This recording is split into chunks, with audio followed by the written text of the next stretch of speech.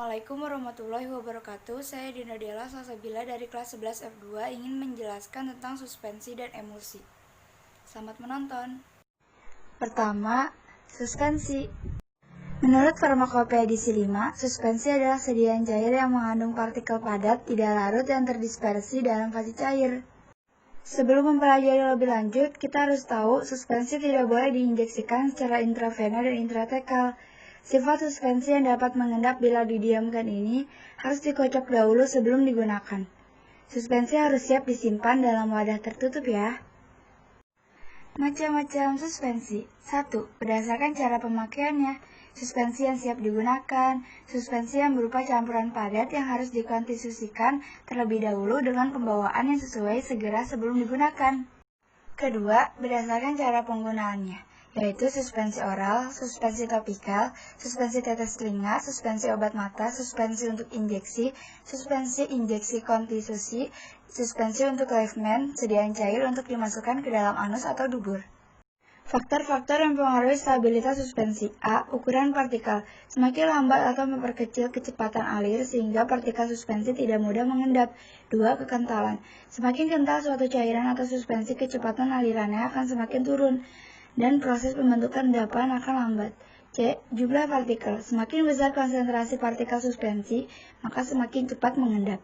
D. Sifat atau muatan partikel. Beberapa macam bahan yang sifatnya tidak selalu sama. Dengan demikian, ada kemungkinan terjadi interaksi antar bahan tersebut yang menghasilkan bahan yang sukar larut dalam cairan tersebut. Penilaian stabilitas suspensi terbagi menjadi 4. 1. Volume sedimentasi. 2. Derajat fluktuasi. 3. Metode rheologi. 4. Perubahan ukuran partikel. Bahan-bahan pensuspensi atau suspending agent. Bahan pensuspensi dari alam. Golongan gom, Gummi acaciae, chondrus, tragacan, algin. Golongan bukan gom, bentonit, hektorit, vegum. Bahan pensuspensi sintesis. Ada derivat selulosa. Contohnya metil selulosa, CMC, hidroksimetil selulosa. Ada organik polimer. Contohnya karbopol 934 atau karbomer. Pembuatan suspensi. 1. Metode dispersi. Metode ini dilakukan dengan cara menambahkan serbuk bahan obat ke dalam medium pendispersi kemudian baru diencerkan. 2. Metode presipitasi. Metode ini dilakukan dengan cara bahan obat yang akan didispersi dilarutkan dahulu dalam pelarut organik seperti etanol, propilenglikol, dan polietilenglikol. Formula suspensi. 1. Menggunakan struktur vehikel untuk menjaga partikel deflokulasi dalam suspensi. 2. Menggunakan prinsip-prinsip flokulasi untuk membentuk flok. Meskipun cepat terjadi pengendapan, tetapi dengan pengojokan ringan mudah disuspensikan kembali. Seperti ini contoh sediaan suspensi. Kedua, emulsi. Pengertian emulsi. Menurut Ansel, emulsi adalah suatu dispersi di mana fase terdispersi terdiri dari bulatan-bulatan kecil yang terdistribusi ke seluruh pembawa yang tidak bercampur. Menurut Lachmann, emulsi adalah suatu campuran yang tidak stabil secara termodinamika yang terdiri dari dua cairan yang tidak langsung bercampur. Menurut Farmakopeia Indonesia edisi 5, emulsi adalah sistem dua fase yang salah satu cairannya terdispersi dalam cairan yang lain dalam bentuk tetesan kecil. Emulsi terdiri dari bahan dasar dan bahan tambahan. Bahan dasar terdiri dari A. Fase terdispersi atau fase dalam, contohnya air atau minyak tergantung tipenya. B. Fase kontinu atau fase luar, contohnya minyak atau air tergantung tipenya. C. Emulgator atau zat pengemulsi. Bahan tambahan terdiri dari A. Korigen kolorus, B. Korigen odoris, C. Preservatif atau pengawet, D. Antioksidan. Tipe emulsi. A. Tipe A atau M, air dalam minyak. B. Tipe M atau A, minyak dalam air. Membedakan tipe emulsi. A. Pengenceran. B. Konduktivitas listrik. C. Pewarnaan atau pengecatan. D. Uji arah cleaning. E. Uji kertas saring. Macam-macam emulsi. Berdasarkan bahan dasarnya. A. Emulsi alam atau emulsi vera. B. Emulsi buatan atau sporia. Berdasarkan cara penggunaannya, A. Emulsi yang dipakai secara peroral atau sebagai obat dalam, biasanya dipakai tipe M atau A yang memungkinkan pemberian obat yang harus diminum mempunyai rasa yang lebih enak, walaupun minyak yang dipakai minyak yang rasa tidak enak.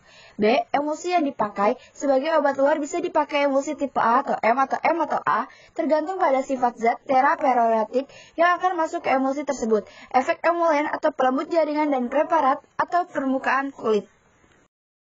Teori pembentukan emulsi yang disebut juga sebagai teori emulsifikasi. A. Teori tegangan permukaan. B. Teori lapisan terbuka atau teori plastik.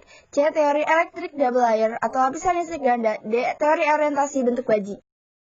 Pengertian dan macam-macam emulgator. Emulgator adalah bahan yang digunakan untuk membentuk proses emulsifikasi pada waktu pembuatan, pengontrol, saat penyimpanan. Macam-macam emulgator. Emulgator dari alam, tumbuhan, hewan, tanah, mineral. Emulgator dari bahan sintetis sabun. Tuen 20, 40, 60, 80, dan span 20, 60, 80. Cara pembuatan emulsi. A. Metode gom basah. Gom didispersikan ke dalam air, kemudian ditambah minyak dan dicampur hingga merata. B. Metode gom kering. Gom didispersikan terlebih dahulu dalam minyak, kemudian ditambahkan air dan dicampur hingga merata. C. Metode botol Forbes. Minyak dimasukkan dulu dalam botol besar, lalu segera ditambah gom kering dan dikocok dengan cepat. Penting untuk menambah air dengan segera setelah gom terdispersi.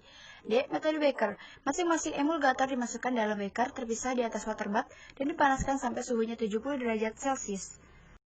Ketidakstabilan emulsi. A. Creaming merupakan misalnya emulsi menjadi dua bagian dengan salah satu bagian mengandung lebih banyak fase disperse daripada bagian yang lain. B. Coalescence. Ada peristiwa penggabungan dua atau lebih tetesan minyak dan membentuk suatu tetesan baru yang lebih besar. C. Inversi merupakan peristiwa berubahnya tipe emulsi dari M atau A ke A atau M atau sebaliknya. Ini contoh sediaan emulsi ya. Seperti itu penjelasan dari saya, kurang lebihnya mohon maaf. Assalamualaikum warahmatullahi wabarakatuh.